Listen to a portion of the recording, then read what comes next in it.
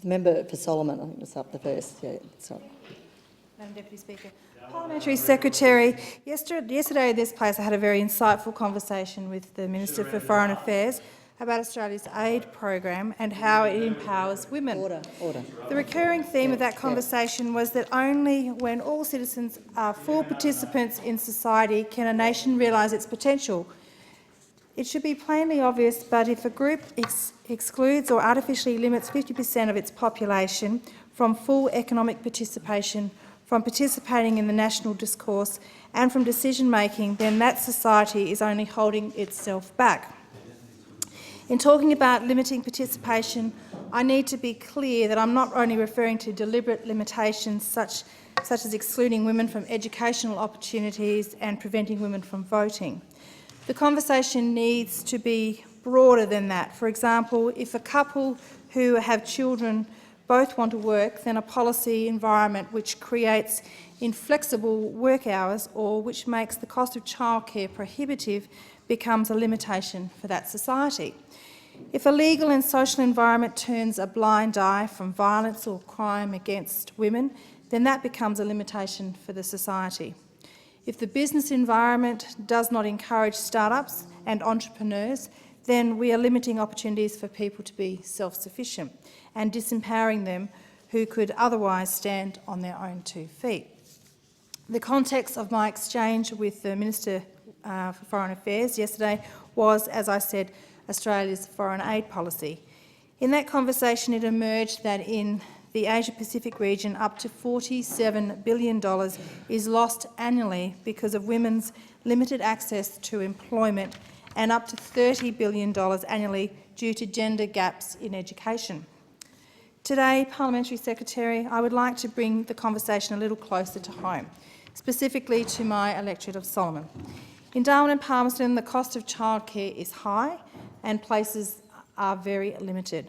When childcare is available, it is often only the long daycare type, meaning nurses, doctors, emergency workers, some defence personnel and other people with shift work or casual work arrangements struggle to find suitable care for their children. Regrettably, rates of violence in the electorate of Solomon and the Northern Territory generally are also far too high. And I say too high, but clearly one violent attack is one too many. In the Northern Territory, more than half of all the assaults in the family home are in the family home. It goes without saying that most of the victims are indeed women. In this context, Parliamentary Secretary, I would like to put this question to you. What is the Coalition's government doing to support and protect women and to ensure Australia benefits from the full, unrestricted participation of all of its citizens? Thank you. Call the Parliamentary Secretary. Thank the member for her question, which goes to a range of issues I could say with respect to this budget and expenditures. And I understand the point that you're making about childcare, and I've visited a number of childcare facilities in my own electorate after this budget, and in fact many of them were very mightily pleased with what had been done.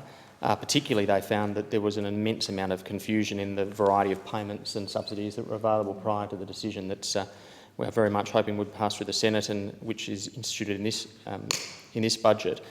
In terms of increasing that participation, I might just preface what I'm about to say by saying that this is very much directed, the childcare reforms and jobs and families package, at participation per se. Obviously this is a very large ongoing subsidy that's provided by the taxpayer in the area of childcare. What we've done is look at ways that we can make that most thoroughly purposive, where the purpose is to encourage and support and incentivise mothers to return to work. And when we look at the data in Australia about mothers returning to work, it's been very positive. But equally, when we look at qualitative research and when we look at departmental research, when we look at things that the Productivity Commission has engaged in inquiry on, it's quite clear that one of the largest, if not the largest, roadblock in terms of returning to work for a mother is the availability and affordability of childcare. There's also a member of a very interesting report, I think I cited in the other place, from the United Kingdom, which tracked data over several decades from the 1960s to try and interpret how it is that families become better off, become wealthier, increase their standard of living and their household wealth.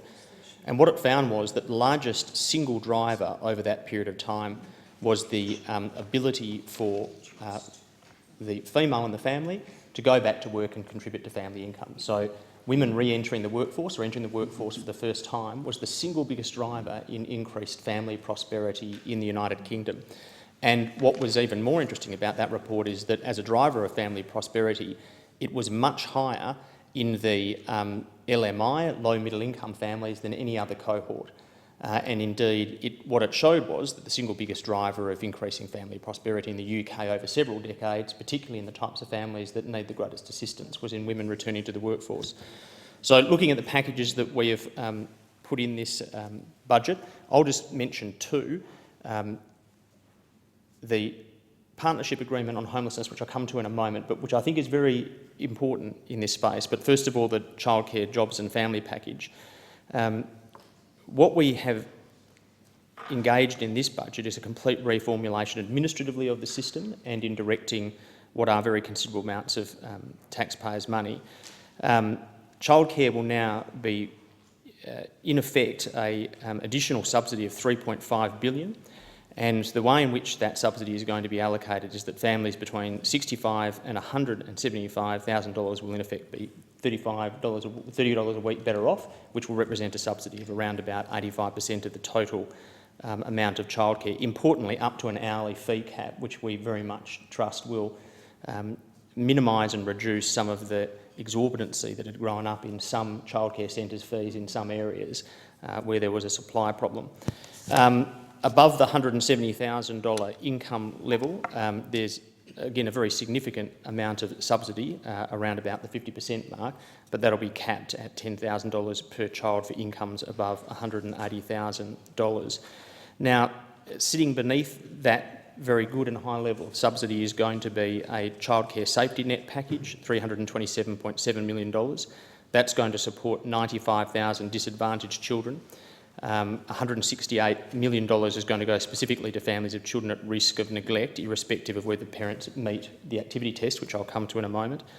There's also an $840 million payment to early childhood education. That'll provide access to 600 hours of preschool per year funding guaranteed to be indexed for the first time.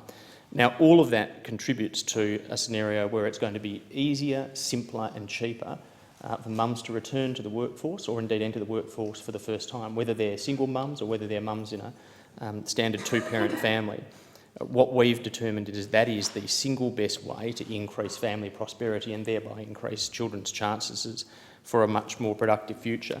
And I might just finish by looking very quickly at that $230 million National Partnership Agreement on Homelessness. That's been extended for 2 years to 2017, and for the first time ever, there has been a clear focus driven into that program and will be driven into that program to ensure that the funds are properly allocated and prioritised to frontline services focusing on women and children who've experienced domestic or family violence. Now again, that has been a generally successful program in conjunction with the states, but for the first time ever, the focus will clearly be on women. And the very ironic thing I think that happens in issues of family and domestic violence is it's not merely more often than not, but almost invariably the case that it's the woman who has to leave the family home after experiencing family violence. That itself is something that we all need to work to reverse. Time has expired. Work to reverse. Sorry, thank you.